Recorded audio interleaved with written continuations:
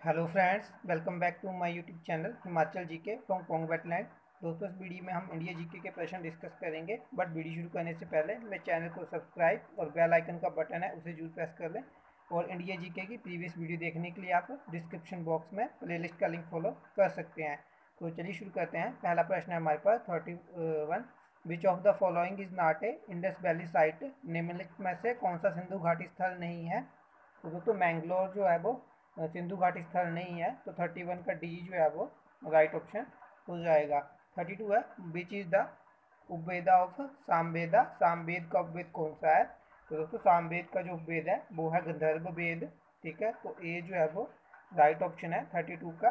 ठीक है, और दोस्तों ऋग्वेद का जो उपवेद है वो आयुर्वेद है। ठीक है, यजुर्वेद का जो वेद है वो धनुर्वेद है। और सामवेद का जो सामवेद का तो हो गया गंधर्व वेद। और जो अथर्व वेद है उसका वेद जो है वो शिल्प वेद या स्थापित वेद है। नेक्स्ट क्वेश्चन है, where was the capital of Kashi Mahajanapada? Kashi Mahajanapada की राजधानी कहाँ थी? तो दोस्तों, ये थी वाराणसी में। तो 33 का जो है वो सी राइट ऑप्शन है। ठीक है, दोस्तों, भगवान बुद्ध के जन्म के पूर्व 6वीं शताब्दी से पूर्व में भारतवर्ष में लगभग 16 जनपदों में बटा हुआ था। और इसकी जानकारी जो है हमें बौद्ध ग्रंथ के अंगुत्तर निकाय से मिलती है। ठीक है दोस्तों, ये 16 जनपद इस प्रकार से थे। पहला था अंग, ठीक है, जिसकी राजधानी चंपा थी। दूसरा था मगध, जिसकी राजधानी गिरिब्रज या राजगृह थी। ठीक है, तीसरा था काशी, काशी की वाराणसी। चौथा था बत्स, उसकी राजधानी कौशाम्बी थी। फिर पांचवा था भज्जी, जिसकी राजधानी वैशाली, विदेह और मिथिला थी। फिर कौशल था, कौशल की राजधानी श्रावस्ती थी। फिर आता है अवंती, सातवां, इसकी राजधानी उज्जैन और महिष्मती थी। ठीक है, आठवां आता है अमल, इसकी राजधानी कुशावती थी। नौवां था पांचाल, इसकी राजधानी अहिक्षत्र और कंपिल्य थी। ठीक है, 10वां था चेदी, इसकी राजधानी शक्ति मती थी। 11वां था कुरु, इसकी राजधानी इंद्रप्रस्थ थी। 12वां था मत्स्य, इसकी राजधानी विराटनगर थी। 13वां था कंबोज, इसकी राजधानी हाटक थी। चौथा था शूरसेन, इसकी राजधानी मथुरा थी। 15वां था अश्मक, इसकी राजधानी पोटली या पोतन थी। और 16वां था लास्ट था गांधार, जिसकी राजधानी थी तक्षशिला। ठीक है, नेक्स्ट क्वेश्चन है 34। विच is the sect of Jainism? कौन सा जैन धर्म का संप्रदाय है? तो दोस्तों, दिगंबर और श्वेतांबर जो है ये दोनों जैन धर्म के संप्रदाय हैं। तो डी जो है वो राइट होगा, ए एंड बी दोनों। ठीक है, बोथ ए एंड बी। तो 34 का जो है वो डी राइट ऑप्शन है।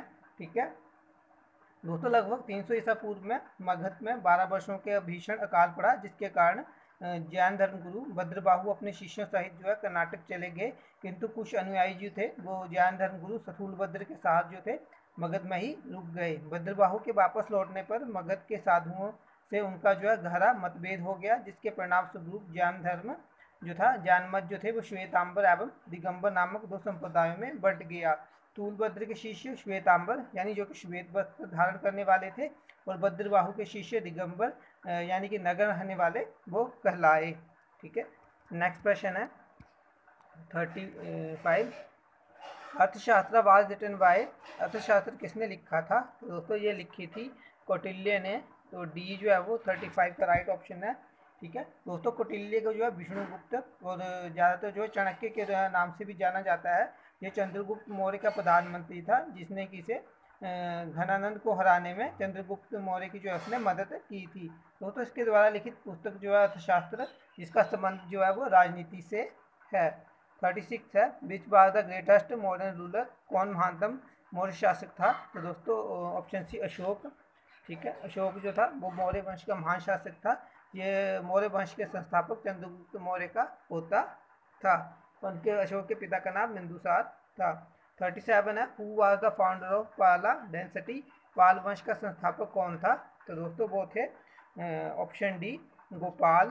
ठीक है, पाल वंश की स्थापना गोपाल ने जो है 750 ईस्वी में की थी। इस वंश की राजधानी मुंगेर थी। पाल शासक जो थे वो बौद्ध धर्म के अनुयायी थे। गोपाल ने जो अदंतपुरी विश्वविद्यालय की स्थापना की थी। और पाल वंश का जो सबसे महान शासक था वो था धर्मपाल, जिसने कि विक्रमशिला विश्वविद्यालय की स्थापना की थी। नेक्स्ट क्वेश्चन है 38। Erateshwar temple is located at which place? Erateshwar मंदिर किस स्थान में स्थित है? तो दोस्तों, सी जो है दरसू राम जो इसका राइट ऑप्शन दिया है। ठीक है दोस्तों, एरतेश्वर मंदिर जो है वो तमिलनाडु के तंजौर में दरसूराम में स्थित है। इसे दरसूराम मंदिर के नाम से भी जाना जाता है। इसका निर्माण जो है वो राज राजा चोल सेकंड ने 12वीं शताब्दी में जो है करवाया था। नेक्स्ट क्वेश्चन है 39। Ibn Battuta the famous traveller belong to which country? Ibn Battuta प्रसिद्ध यात्री किस देश से संबंधित थे? तो दोस्तों ये थे ऑप्शन है मोरक्को, अफ्रीका से थे ये, ठीक है, अफ्रीकी जो कॉन्टिनेंट है वहाँ के मोरक्को देश से थे, ठीक है। ये दोस्तों इब्न बतूता जो है वो लगभग 1333 ईस्वी में भारत आया था। मोहम्मद बिन तुगलक ने इसे जो है दिल्ली का काजी नियुक्त किया था और 1342 ईस्वी में इसे जो है सुल्तान ने अपने राजदूत के रूप में चीन भी भेजा था, ठीक है। और दोस्तों इब्न बतूता की पुस्तक रहला में जो है वो मोहम्मद तुगलक के समय की घटनाओं का वर्णन मिलता है। नेक्स्ट क्वेश्चन है 40। विच of the following was the greatest composer of Carnatic music? निम्न में से कौन कर्नाटक संगीत का महानतम संगीतकार था? तो दोस्तों वो थे त्यागराज। तो 40 का जो है ए जो है वो राइट ऑप्शन है, ठीक है दोस्तों। त्यागराज भक्ति मार्गी कवि एवं कर्नाटक संगीत के महान संगीतज्ञ थे। उन्होंने समाज एवं साहित्य के साथ साथ कला को भी जो है वो समृद्ध किया। वे बहुमुखी प्रतिभा के धनी थे। उन्होंने सैकड़ों भक्ति गीतों की रचना की जो भगवान राम की स्तुति जो में थे स्तुति करते थे। उनके सर्वश्रेष्ठ गीत पंचरत्न कृति अक्सर धार्मिक आयोजनों में जो गाए जाते हैं। दोस्तों इनका जन्म जो है वो 4 मई 1767 को थिरुरुवर में हुआ था और इनकी मृत्यु जो है 16 जनवरी 1847 को थिरुरायरू में हुई थी, ठीक है। नेक्स्ट क्वेश्चन है 41।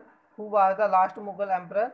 अंतिम मुगल शासक कौन था? तो दोस्तों वो था बहादुर शाह जफर सेकंड, ठीक है। तो डी जो है वो इसका राइट ऑप्शन है 41 का।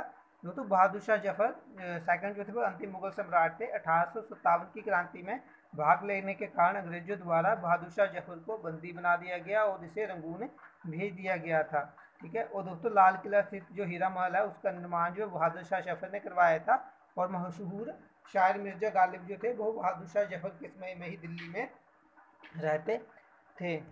नेक्स्ट क्वेश्चन है 42। Who succeeded to the throne after Shivaji?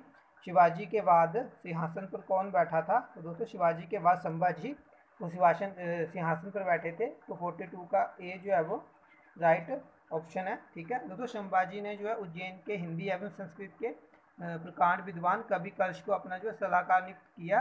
मार्च 1699 को मुगल सेनापति मखरेव खान ने जो है संगमेश्वर में छिपे हुए संभाजी एवं कवि कलश को गिरफ्तार कर लिया और उसकी जो है हत्या कर दी थी।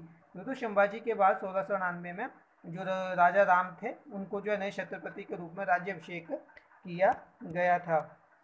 43 है the east India company established it's first factory eight which place? East India company ने अपनी पहली फैक्ट्री किस साल स्थापित की? दोस्तों इसका जो राइट ऑप्शन दिया है वो दिया ऑप्शन है सूरत, ठीक है। 43 का ए जो है वो राइट ऑप्शन है।